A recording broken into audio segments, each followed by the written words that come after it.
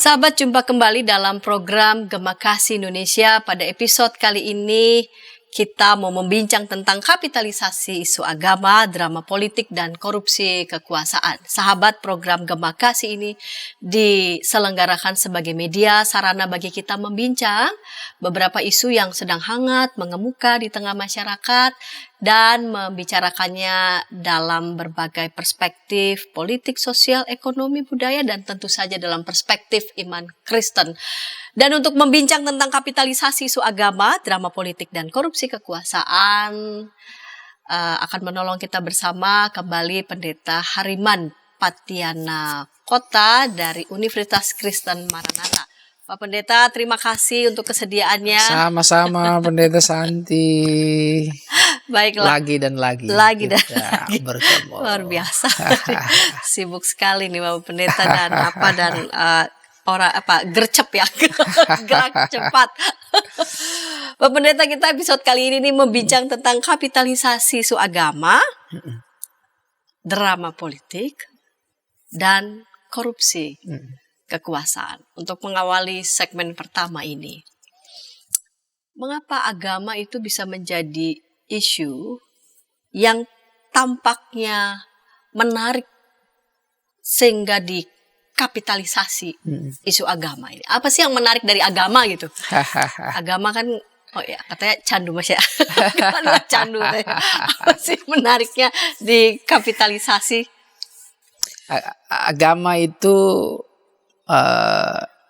kalau terkait dengan rasa gitu ya, itu kan perasaan terdalam dari manusia yang hidup bertahan melewati beragam zaman ya. Dulu kan agama pernah diramalkan akan hilang, akan lenyap ya. Tetapi ternyata agama itu tetap ada ya, dan secara subjektif dia hidup dalam diri setiap orang yang punya keyakinan itu ya. Sehingga kalau dikorek-korek sedikit rasa itu pasti orang akan terbangun, termotivasi ya. Tinggal dikorek, dibangkitkan untuk apa ya. Kalau bayangin aja ada orang yang sampai mau jadi martir, mati syahid ya, demi agama, demi Tuhan ya. Jadi ada ekspresi yang sampai sejauh itu ya. Tapi kalau misalnya agama itu dibangkitkan untuk kemanusiaan ya, untuk membangun peradaban ya, ini kan juga sebenarnya bisa, dan itu dikerjakan. Nah, dalam konteks percakapan kita, agama dijadikan sebagai kapitalisasi ya, dijadikan sebagai kapital ya, modal politik ya. Ini berarti agama memang hanya dijadikan sebagai satu kendaraan untuk mendapatkan kekuasaan. Tapi kok bisa? Pertanyaannya gitu. Kok bisa agama ini ditarik-tarik, dijadikan sebagai kendaraan ya untuk politik? Bisa karena memang satu kelompok atau umat beragama ini kadang menihilkan rasio dalam beragama ya. Dia hanya mengedepankan rasa saja ya. Jadi pilih saya supaya saya bisa memperjuangkan misalnya pembangunan gedung-gedung atau rumah-rumah ibadah gitu ya. Padahal nanti kalau dia sudah terpilih belum tentu dia lakukan itu ya. Tapi dia mau mengorek itu. Dia mau melihat peluang itu. Politisi bisa melihat peluang itu. Karena agama itu dalam beragama banyak yang tidak mengedepankan rasionya, hanya soal rasa, soal emosional. Dan pemilih yang emosional kan itu, ketika dia melihat calon, dia nggak melihat orang ini punya kompetensi nggak, tapi dia lihat oh iya ini orang Kristen atau orang Islam, orang Buddha sama kayak saya. Ya. Hmm. Jadi memilih karena rasa keagamaan seperti itu. Ya, ya itu ini dilihat oleh para politisi, ya, ditangkap. Nah, ini. Dan yang kedua, saya kira kenapa agama mau didekati dan kemudian dijadikan sebagai alat politik, karena memang agama itu punya masa, gitu ya. Agama punya masa. Agama punya masa, ya, agama punya konstituen, ya. Kalau bahasa politik partai, ya mereka punya konstituen, agama punya konstituen, ya. Dan kalau pemuka agama ngomong, pasti penganut-penganutnya, pengikut-pengikutnya juga mau mendengarkan. Karena itu tidak heran kalau menjelang pemilu kayak gini, para pemimpin agama itu mulai didekati, ya, dengan harapan dia bisa menggerakkan massa, ya, umat untuk memberikan suara kepada partai atau kepada calon-calon tertentu. Nah, ini yang saya lihat bahwa agama ini bisa dikelola, dijadikan sebagai modal politik kekuasaan, karena ya tadi agama selain masih banyak yang pakai rasa, ya, dan mengenyampingkan rasio, ya, tapi sisi lain agama itu juga punya masa, ya, punya masa. Nah, yang ketiga saya melihat kita ini kan punya pengalaman, ya, ada pengalaman beragama yang sebenarnya itu nggak terlalu menyenangkan, ya. Di dunia internasional kita juga, ya, lihatlah ada pernah perang-perang, ya, agama, ya, perang-perang salib dulu, ya. Tapi di Indonesia sendiri di masa kini kan kita lihat sentimen-sentimen keagamaan itu kan masih tumbuh subur, ya. Bahkan beberapa daerah di Indonesia pernah ada konflik yang membawa simbol-simbol keagamaan, ya. Ya. Terjadi misalnya di Maluku, di Poso, ya, di beberapa tempat. Nah, saya kira pengalaman kelam itu juga menyimpan memori-memori yang traumatik yang nggak terselesaikan dengan baik, sehingga ini juga sering dipakai sebagai sarana untuk politisasi agama, gitu ya. Saya lihat potensi ini ternyata cukup besar, peluang ini ada dan dipakai juga, gitu ya. Nah, kita lihat itu di mana? Misalnya sekarang ada isu kita mau milih ini karena dia toleran, moderat, gitu ya. Kalau yang ini kaum intoleran, ini kaum yang kalau mereka ini berkuasa, wah, bisa jadi akan ada Islamisasi, gitu ya. Ini kan sebenarnya eksploitasi ketakutan, ya. Ya. Ketakutan terhadap yang lain, ya.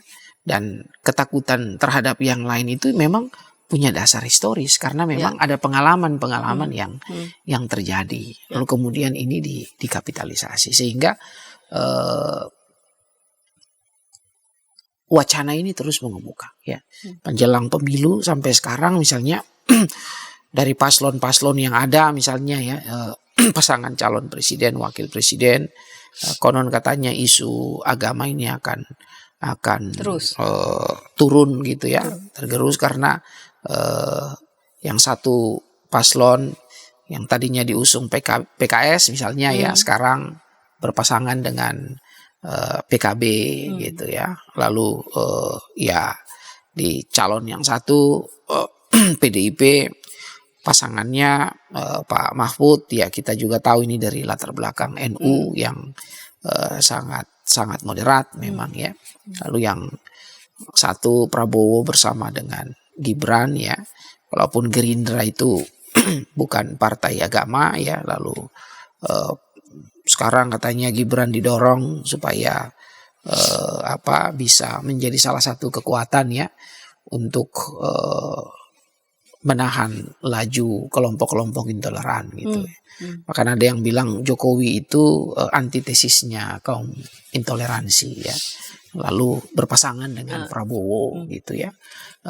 Yang kita tahu waktu Pilkada DKI misalnya ya, mereka ini juga memakai isu politik sara gitu ya. Jadi saya lihat ya ternyata ini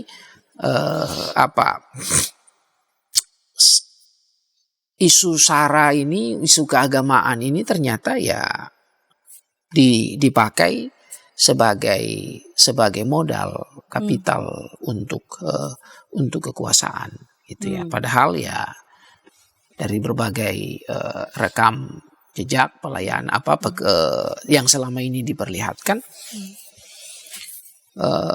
seperti itu. Jadi agama memang masih tetap menjadi isu yang seksi ya untuk mendulang suara. Ya. Nah ini yang saya kira sebagai komunitas atau umat beragama ya kita harus sadari itu supaya jangan sampai kita ini hanya dijadikan sebagai modal politik kekuasaan ya yang dipakai oleh parpol ya, oleh politisi. Menarik. Agama menjadi isu yang menarik untuk dikapitalisasi, termasuk dalam mendulang suara siapapun itu, even itu di Amerika, negara demokrasi, juga tidak lepas dari permainan begitu ya, isu agama, entah itu mau dimainkan secara positif ya, artinya ini loh, ini dari agama yang katakanlah menentang aborsi misalkan begitu. Ini kalangan dari agama yang cukup liberal begitu. Tetapi toh juga mainnya tetap agama gitu. Tidak terkecuali juga di sini. Mainkan dengan agama yang mendukung moderasi, yang moderat, tapi juga yang main di sini enggak, kita bukan cuma moderat. Kita juga perlu suara agama yang katakanlah nafas agama itu juga teraktualisasi dalam kebijakan-kebijakan politik begitu. Jadi apapun sayap agamanya itu tetap bisa dimainkan ya dengan menarik begitu. Terlebih lagi ketika itu berpadu dengan kapitalisme begitu. Nah, sejauh mana isu agama ini begitu ya masih tetap menjadi isu yang kenceng begitu. Bahkan juga dijadikan dijadikan drama. Dijadikan drama bahwa seolah-olah katakanlah tadi kan Pak Pendeta sudah menyebut musuh kita ini radikalisme agama. Semua orang melihat musuh kita radikalisme agama begitu. Seolah musuh kita hanya itu. Sehingga dengan musuh kita hanya itu kita bisa tertutup. Ada musuh lain dan mungkin saja itu menjadi ancaman yang paling besar ya daripada hanya kita bicara soal radikalisme agama. Kita membincang itu segmen kedua, namun sebelumnya kita dengarkan pesan-pesan berikut ini.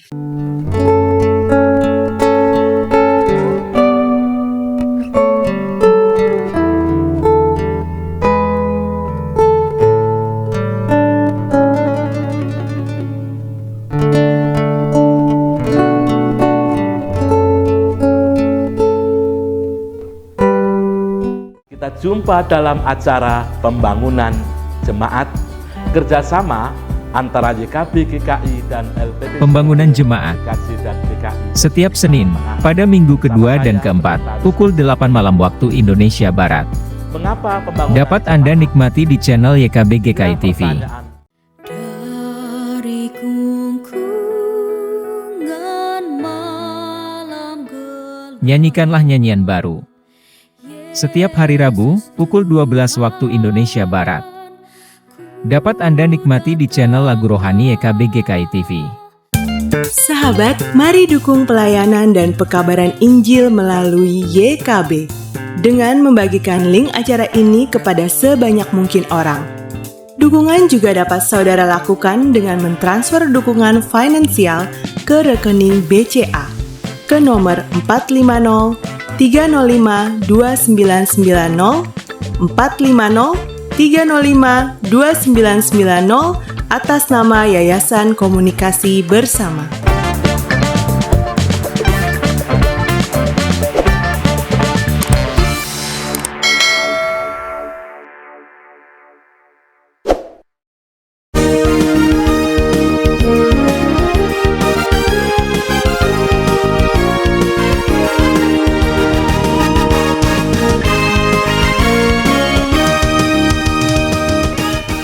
Sahabat, senang masih bersama dengan kami dalam program Gema Kasih Indonesia. Pada episode kali ini kita membincang tentang kapitalisasi isu agama, drama politik, dan korupsi kekuasaan. Kita sudah tiba di segmen yang kedua, kita memasuki segmen kedua, dan saya mengundang sahabat boleh berinteraksi di kolom komentar yang tersedia. Saya sebagai pemandu percakapan, Pendeta Santiani Manurung, dan narasumber pada episode kali ini Pendeta Hariman Patiana Kota. Baik Pak Pendeta, kita lanjut di segmen yang kedua.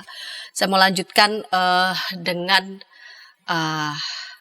meminta respon ya, Pak Pendeta, berkaitan dengan untuk ke depan, apakah memang agama masih memainkan isu yang masih sangat kental berkaitan dengan dari satu pihak masih memakai katakanlah pengalaman yang cukup traumatik ya, tentang kekuatan agama yang demikian keras dan menyisakan trauma untuk sebagian.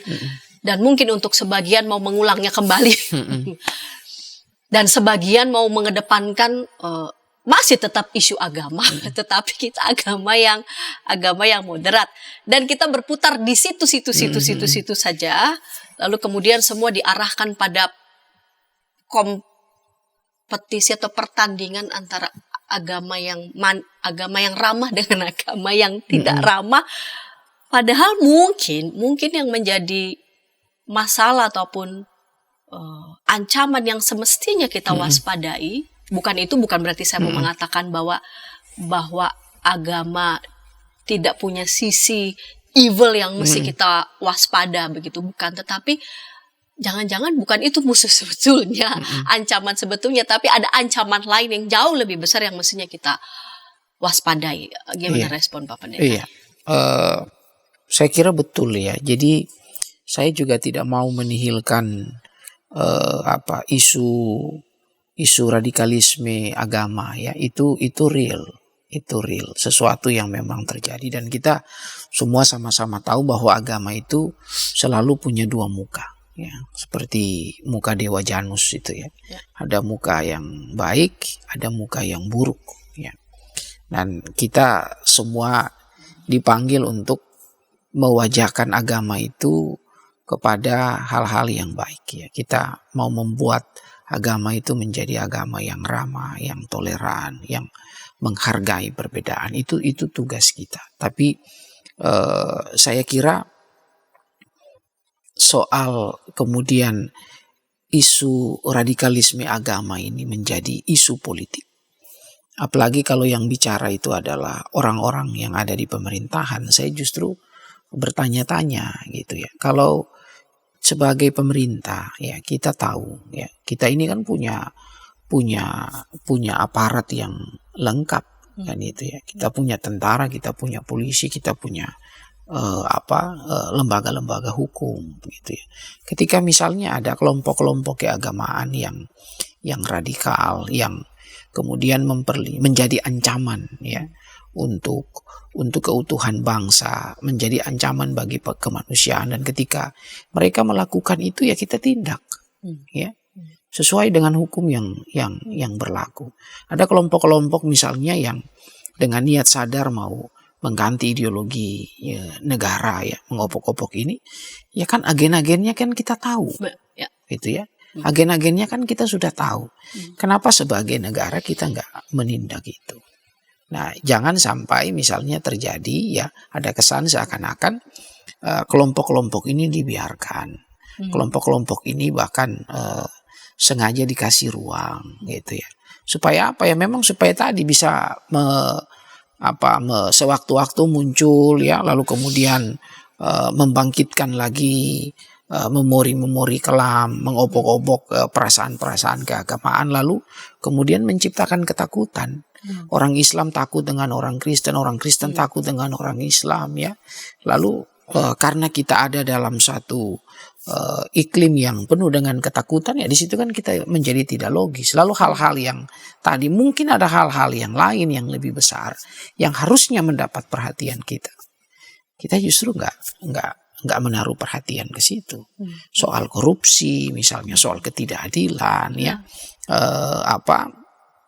soal kelompok-kelompok tertentu yang kemudian terus mengambil untung ya, yang lebih besar bagi kepentingan kelompoknya, sementara masyarakat yang banyak ini ya hanya bahkan remah-remah pun mungkin nggak didapatkan dalam proses-proses pembangunan.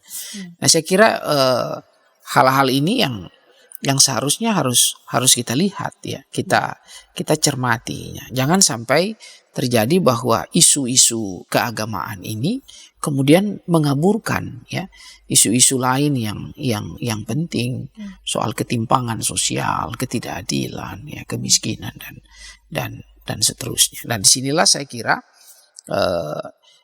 kalau negara itu hadir ya dengan kelompok-kelompok radikal yang ekstrim ini ya, harusnya negara bisa menindak. Contoh sederhana misalnya ketika kita komparasikan ini misalnya dengan isu Papua misalnya ya, yang kemudian dianggap orang Papua itu separatis misalnya ya, atau sekarang mereka dilabeli sebagai pengacau ya keamanan dan seterusnya. Itu kalau ada sesuatu bisa langsung kan, tentara dikirim perbanyak di sana gitu ya, dikejar masuk ke hutan dan seterusnya. Loh kenapa untuk kelompok-kelompok yang disebut sebagai kelompok-kelompok radikal ekstremis ini hal yang sama tidak dilakukan? Kan itu ya. Ya ini ada perbedaan perlakuan. Nah karena itu kita melihat bahwa soal HAM misalnya di Papua ya, itu kan juga tidak diselesaikan dengan baik, berlarut-larut sampai hari ini. Padahal ya orang Papua yang asli Papua sendiri kan juga sebetulnya tidak menjadi penikmat dari proses-proses pembangunan yang dilakukan di tengah-tengah bangsa ini. Misalnya bangun tol, bangun apa di Papua ya, lalu apakah orang asli Papua menikmati itu ya? Itu sesuatu yang harus kita lihat ya, tanpa bermaksud untuk kita melihat peran penting pembangunan infrastruktur itu. Tapi menurut saya ada hal yang jauh lebih penting dari itu. Jadi contoh Papua itu saya berikan sebagai sebagai pembanding ya, bahwa kalau kita memang punya niat ya, sebagai pemerintah ya untuk menyelesaikan isu radikalisme ya, ekstremisme agama, kan agen-agennya pasti udah bisa terdeteksi lah ya. Masa negara yang punya Babinsa, punya intelijen, punya ini, masa nggak bisa menyelesaikan itu. Lalu kemudian ketika mau pemilu, isu ini kemudian diangkat lagi ya, seterusnya. Nah saya kira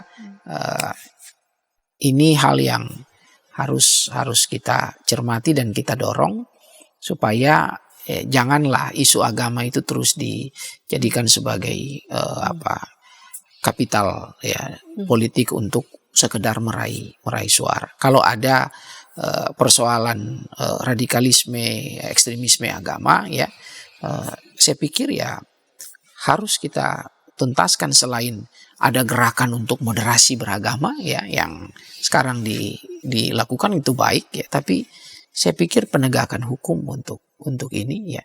Di Maluku itu ada orang yang hanya mengibarkan bendera RMS, langsung ditangkap gitu. Tapi ini ada kelompok-kelompok yang sudah dengan terang-terangan mau mengganti ideologi Pancasila, nggak diapa-apain. Ya ini kan menurut saya hal yang nggak fair menurut saya. Oke. Berhadapan begitu ya dengan katakanlah isu agama yang dikapitalisasi, dan kita merasa bahwa apa betul ini hal yang tentang agama begitu ya, dijadikan isu itu adalah hal yang benar-benar mengancam, sedangkan sebetulnya ada hal-hal lain yang jauh lebih menjadi sumber perhatian kita, terlebih lagi katakanlah dengan pasangan-pasangan yang sekarang ini dipasangkan yang membuat kita begitu.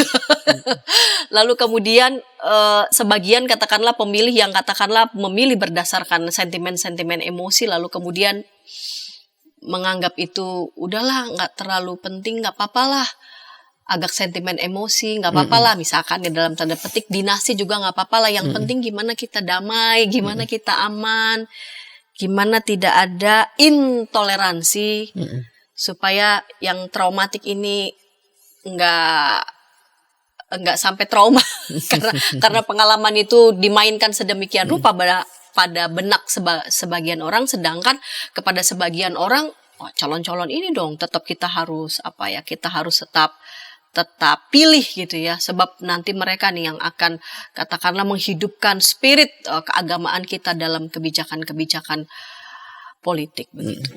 Bagaimana mewaspadai agar kita hati-hati pada isu itu semua, padahal sebetulnya ada hal-hal lain yang jauh lebih fundamental. Saya lihat justru dengan pasangan-pasangan calon yang sekarang ya, PKS kok bisa berkoalisi dengan PKB gitu ya. Sama-sama kan ini partai Islam, tapi kan orientasi dan nilainya kan berbeda ya, antara PKS dengan PKB misalnya ya. Lalu kemudian Prabowo sekarang ya dengan Gibran ya. Ini menurut saya justru memperlihatkan bahwa tidak ada kawan dan lawan yang abadi dalam politik. Ya. Yang ada adalah kepentingan. Ya, kepentingan. Jadi partai-partai ini ya memang punya kepentingan untuk apa? Untuk kekuasaan. Nah, kekuasaan itu kan membuka akses ya untuk kemakmuran. Cuman kan kemakmuran siapa yang sedang diperjuangkan? Ya. Sekarang misalnya kita sedang terarahkan untuk mau membangun proyek IKN misalnya ya. Ya ini kan butuh investasi yang besar ya. Siapa yang kemudian nanti akan masuk ya dalam investasi itu ya untuk membangun mengembangkan IKN ini kan mau nggak mau kan semua punya kepentingan ya. Selain kepentingan politik ada kepentingan ekonomi, dan menurut saya it's okay saja, itu sesuatu yang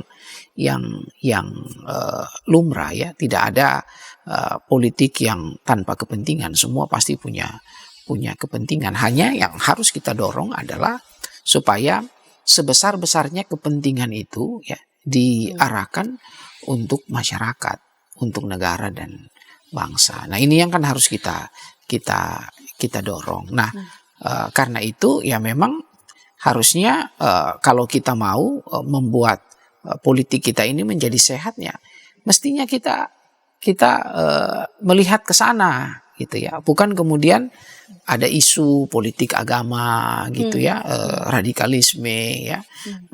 Tanpa sekali lagi saya tidak mau menihilkan itu ya, itu ada memang ya. Tapi jangan sampai seluruh energi kita itu hanya tercurah ke situ ya. Perhatian kita tercurah ke situ ya. Kita kan mesti lihat ke semua. Gimana Papua ya, sampai hari ini masalah Papua ya gitu-gitu aja kan. Orang sudah membangun infrastruktur di Papua, tapi apakah itu memberikan dampak misalnya ya untuk orang Papua asli ya, orang Papua asli ya. Kalau orang Papua yang pendatang ya, kemudian dia sudah ada di sana ya, dibangun infrastruktur di sana ya, pasti dialah yang akan lebih maju karena dia udah lebih siap kan, Ya, infrastruktur mereka yang lebih di-start ada, sudah. iya mereka kemudian bisa berkembang. Tapi affirmative action untuk orang asli Papua sebenarnya seperti apa? Setelah itu misalnya ya, belum lagi daerah-daerah yang lain ya. Kita perlu kan melihat keindonesiaan itu kan secara lebih utuh ya. Kalau kita mau mendorong supaya keadilan itu bisa bergulung-gulung ya seperti kata Alkitab dan menjadi bagian dari kita ya. Lalu kemudian kita melihat misalnya proyek pengembangan IKN ya. Ini akan seperti apa gitu ya. Itu kan ya presiden sudah lebih sering ke sana dan terus didorong kan. Tapi kan masyarakat kita sendiri sebagai masyarakat kan informasi-informasi yang lebih detail tentang bagaimana proyek di sana ya, siapa saja yang ini kan kita nggak pernah tahu juga gitu ya, nggak pernah tahu juga. Bahkan yang muncul kemudian ada isu bahwa nanti IKN mau dibatalin kalau bukan orang yang yang melanjutkan kepemimpinan Pak Jokowi ya. Kalau nggak sevisi seperti Pak Jokowi, takutnya nanti akan di-cut, apakah begitu ya? Itu kan sudah diundangkan ya, sudah ditetapkan, sudah menjadi undang-undang yang semua orang siapapun nanti yang jadi pemimpin harus melanjutkan ya, nggak bisa berhenti di tengah jalan gitu ya. Nah, saya kira ini kan akhirnya kita digiring opini untuk sesuatu yang nggak substansial ya. Nah, mestinya kan hal-hal yang substansial soal pemerataan ya, keadilan itu yang harusnya terus masalah-masalah yang selama ini tidak terekspos ya, dengan tidak terselesaikan dengan baik. Harusnya kan seperti isu-isu HAM dan seterusnya. Harusnya kan itu yang menjadi perhatian kita gitu. Bukan kemudian lari kepada isu-isu yang perintilan ya.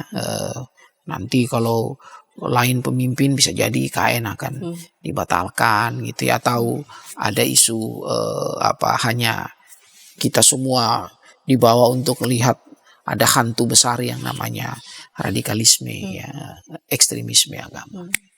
Nah, menurut saya itu seperti kita melarikan isu saja gitu ya.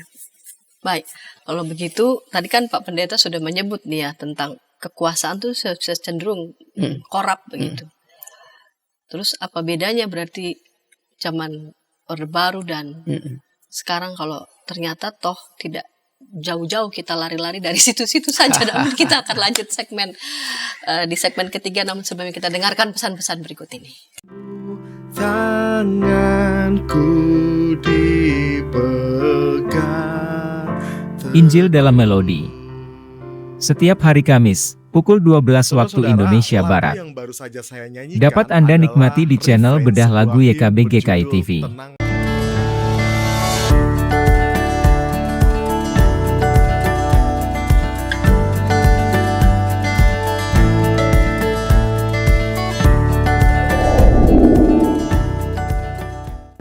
Sahabat, mari dukung pelayanan dan pekabaran Injil melalui YKB dengan membagikan link acara ini kepada sebanyak mungkin orang. Dukungan juga dapat saudara lakukan dengan mentransfer dukungan finansial ke rekening BCA ke nomor 450 305 2990 450 305 2990 atas nama Yayasan Komunikasi Bersama.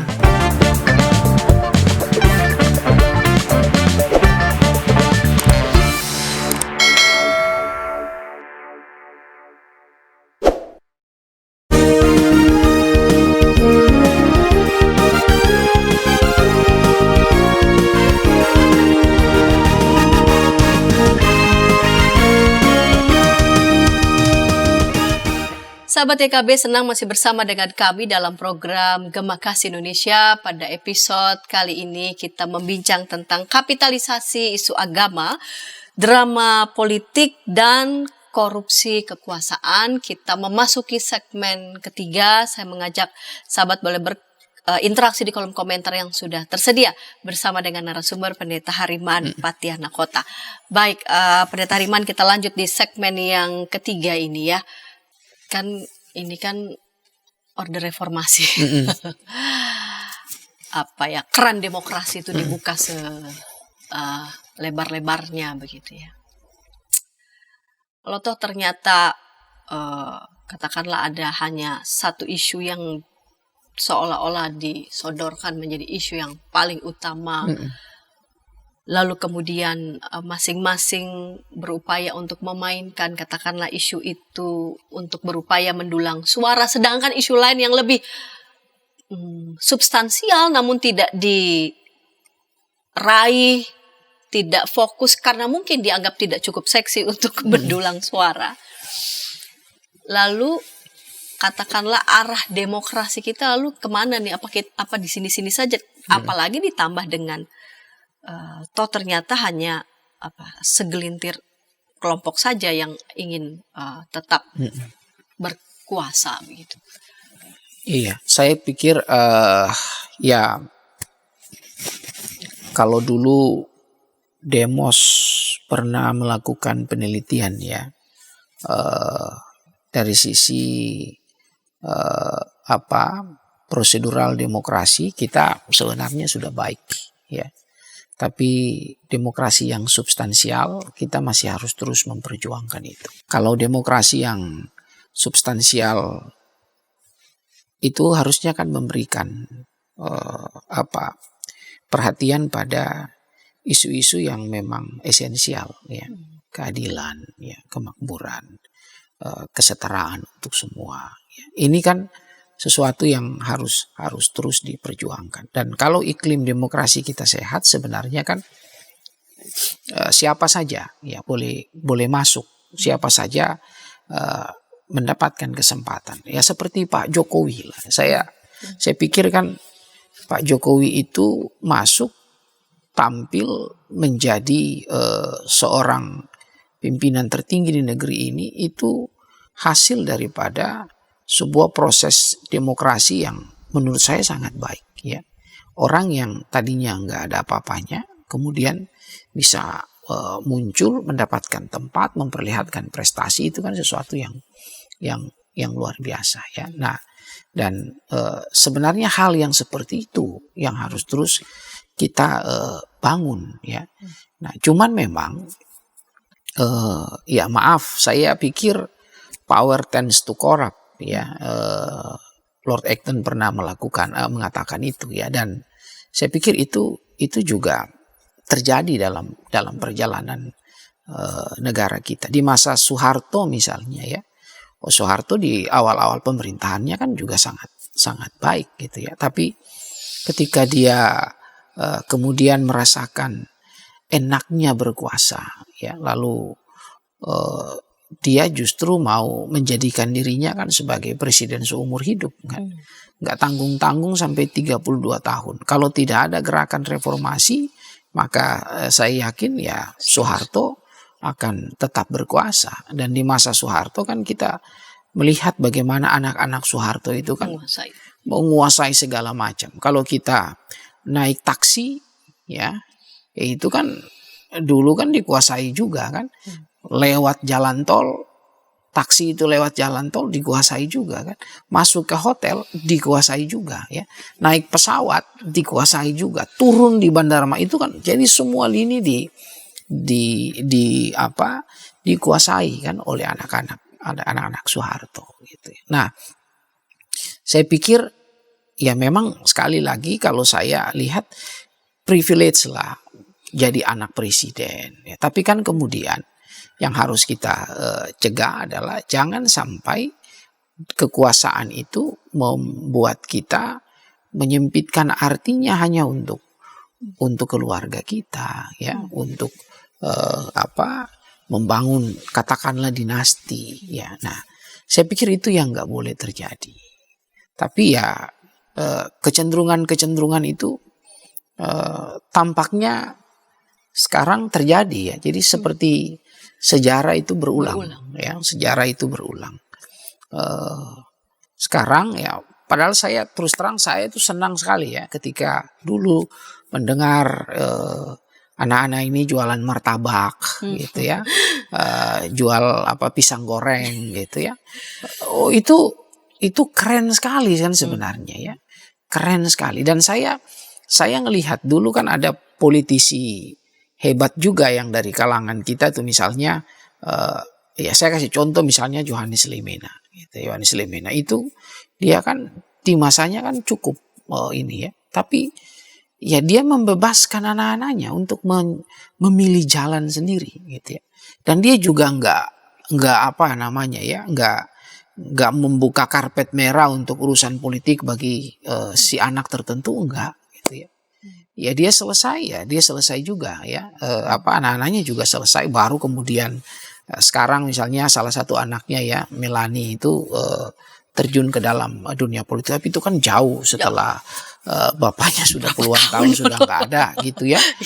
Nah saya pikir itu contoh-contoh yang baik. Nah kalau kembali ke sini, ini kan menurut saya, kalau saya nggak terlalu kurang elok ya kalau saya pribadi misalnya melihat ya bagaimana perubahan yang luar biasa ya dari mulanya jualan martabak, jualan pisang, ya, kemudian jadi wali kota, ya itu sih sebenarnya masih oke-oke saja lah ya. Jadi wali kota baru berapa tahun kan Gibran jadi wali kota, 2 apa 3 tahun. Lalu kemudian sekarang dipromosikan ya untuk langsung jadi wakil presiden. Pak Jokowi aja dulu kan baru wali kota 2 periode ya, baru kemudian ke gubernur, baru kemudian ke presiden. Ini ada sebuah lompatan yang luar biasa ya. Nah, ini kelas akselerasi. Dan itu berlangsung juga dalam satu proses politik yang di MK ya, yang kita semua sama-sama tahu ya. Itu sudah terekspos menjadi berita ya semua gitu ya, bahwa ada pelanggaran etik ya yang berat gitu. Nah ini kan membuat proses ini jadi tidak terlalu cantik ya, nggak elok, nggak baik ya. Tapi ya itu sehingga tidak salah juga kalau kemudian banyak orang yang berpikir kok sejarah kita ini kayaknya berulang ya. Dulu di zaman Soeharto kita memasuki era reformasi ya, dan setelah lewat beberapa presiden sampai ke Pak Jokowi yang kita akui lah ya. Saya pikir apresiasi yang tinggi juga harus tetap kita berikan kepada Pak Jokowi ya, dengan berbagai prestasi yang beliau torehkan. Kepuasan masyarakat kan juga tinggi sekali ya. Tapi sayang, seribu sayang ya, di akhir masa pemerintahannya ada drama politik yang seperti ini ya, drama politik yang seperti ini. Dia anaknya keluar, bahkan belum keluar kan, waktu itu kan belum keluar, sudah dinobatkan sebagai juru kampanye dari salah satu pasangan calon, tapi kemudian keluar dan justru menjadi calon wakil presiden mendampingi Pak Prabowo. Nah saya kira ini peristiwa politik yang terbuka untuk dinilai oleh seluruh masyarakat. Terbuka untuk dinilai, ini menarik ya. Terbuka untuk dinilai. Seberapa terbukanya? Apakah juga karena teknologi informasi sekarang lebih terbuka, berbeda dengan zaman Orde Baru ya, bahkan untuk informasi pun kita sudah tahu, cuman lewat channel mana itu suara yang lain tidak ada gitu. Seberapa terbukanya itu bisa disuarakan kemungkinan-kemungkinan, katakanlah pemikiran-pemikiran kritis itu bisa tersalurkan dan tersampaikan. Iya, kita beruntung sekarang ya, ini pembeda ya. Kalau dulu kita pers itu terbatas sekali ya, bahkan siapa yang mengkritik Soeharto bisa langsung lembaganya itu dibredel ya. Tapi sekarang kita ada di era digital, siapapun jadi wartawan, ya. Netizen itu sekaligus adalah wartawan, ya. Jadi di situ dia bisa memberikan penilaian, ya, terhadap peristiwa-peristiwa politik yang terjadi. Tentu bukan mau melakukan semacam fitnah, ya, tapi kita mau membangun sebuah nalar kritis, ya, bagi publik, ya.